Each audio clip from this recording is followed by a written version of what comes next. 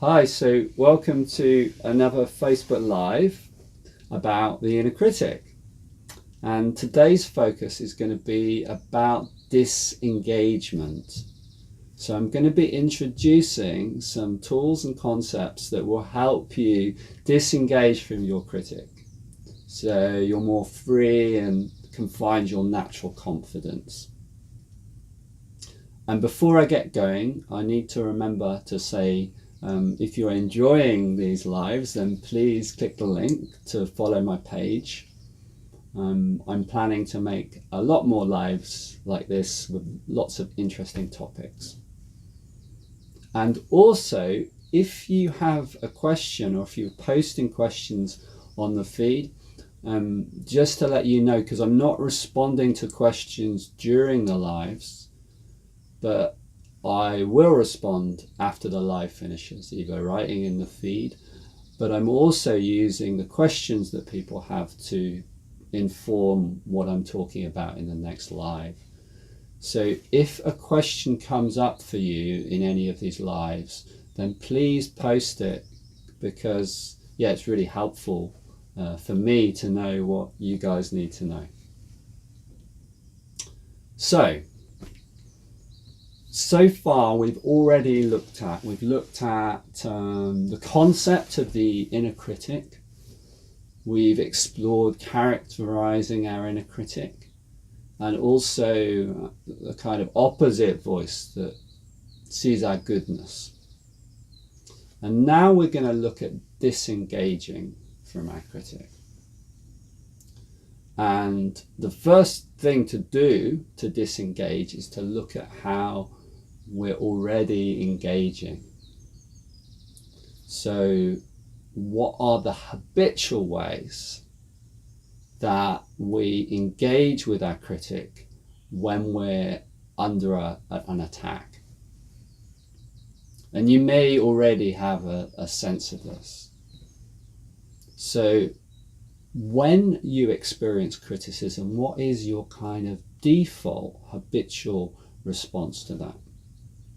Is it to become contracted and small and kind of doubt yourself and feel very helpless? Or is there a kind of reactivity in you that gets really pissed off and agitated into a kind of fight in response to when criticism comes in? Or it may be that there's a kind of default when your critic comes in, your habit is just to get on and do and get very busy doing all the things. If that's the case, you might not even notice your critic coming in, because they're a kind of like dictator in the background, but you find yourself very busy and unable to stop.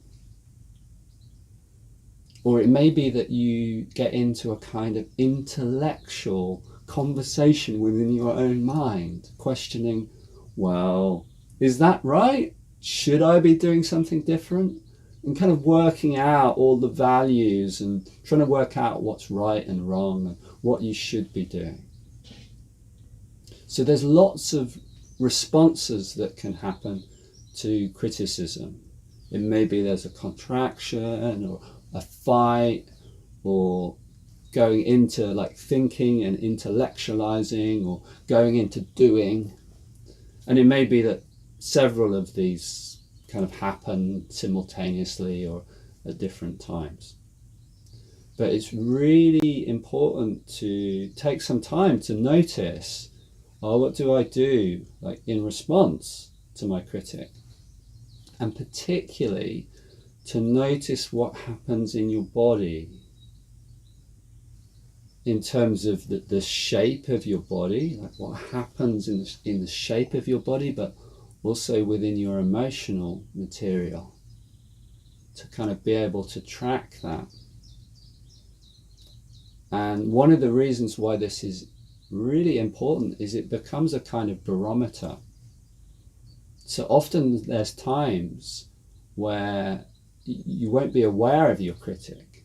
Like, sure, there's the big critic attacks where you kind of know that something's happening, but with the ones that are more subtle, if there's not an awareness of the critic, being able to track your telltale reaction to criticism will let you know that self-criticism is happening. So this is a really useful one to identify.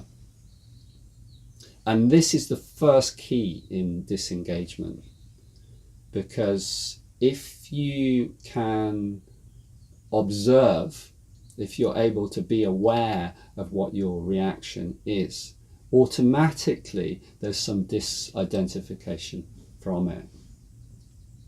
So it's kind of like, to show you how it kind of looks as a sort of energetic role play, it may be that your critic starts laying into you, and then there's a kind of smallness and contraction that happens, and then you spot that, and there's a kind of stepping out of being in that reaction and then being aware of it. So there's some freedom from it, and you're kind of noticing, oh right, wow, I really was going into, there was part of me really going into a reaction there. And you can breathe and have a little freedom from it. So that's the most important thing. The first key is to notice what your habitual response is and when it comes in. The second thing that can be really helpful if you struggle to disidentify from your habitual reaction is to engage with a different type of energy. So for example, it might be that if your reaction is like I just demoed, it's a kind of getting small and placating. When, in order to disidentify, it can be useful to get in touch with a bit of fierceness within the body. So what really helps here is kind of movement. And we'll talk about that in a later live. But that fierceness can be really useful and important.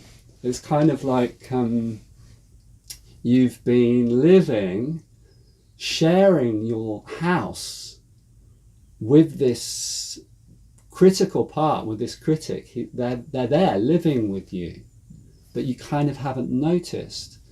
And if that was the case, it's really important that there's a kind of fierceness of saying, right, standing up for yourself. I'm not going to let this happen anymore. So that's really important in terms of disengagement. And just to say, because there's a kind of common response to that, you're sharing a space to your critic, with your critic, what do you want? And a lot of people say, well, I'd get my critic to move out the house, right? So we're not getting rid of the critic. We're not killing off the critic. And the reason for that is because it never really works. Or at least I've never seen anybody successfully destroy their inner critic. It's a part of us, and because of that we need to work with it. And there is a real value to connecting with a fierceness, to standing up for yourself and setting a boundary with this part of you so that you can take a little bit of your power back. So that's a real key. And the other thing that can be really useful is working with humor, because in our reaction to our critic and our critic ourselves, it can all be very serious. I mean, it can get really serious. So by engaging with a bit of humor and lightness, that can kind of dissolve this pattern. It kind of takes the power out of it. And I mean, if you think about it, it is really humorous that we're all wandering around. It's kind of crazy, really, with this inner critical voice that is saying all of these things that are completely irrelevant in our present lives. And if you are able to see that kind of the humor, the comedy in that, it's kind of like a 24-hour comedy sketch. So humor as well, engaging with that energy, can be a good way to disidentify. So one thing in the workshops that I do in person on the critic, we quite often do role plays where we're kind of moving, because that's a useful way to sort of practice this disengagement. So I hope that makes sense, and if any of you have any questions about how to disengage, then please post them. That would be really useful. And this is something that can be learnt, and then you can kind of do it on the fly. So I haven't managed to kill my inner critic. They're still there functioning. But something that I have learnt to do is disidentify from my reaction to my critic. And I still do that on a daily basis several times. There's points where like there's self-criticism coming in, and I notice it. So becoming familiar with our reactions and learning to disidentify, maybe engage with a different quality of energy from the reaction, is a real key to have a little bit of freedom from this pattern. Great. So that's it for today, and I will be back again with another live in a couple of days.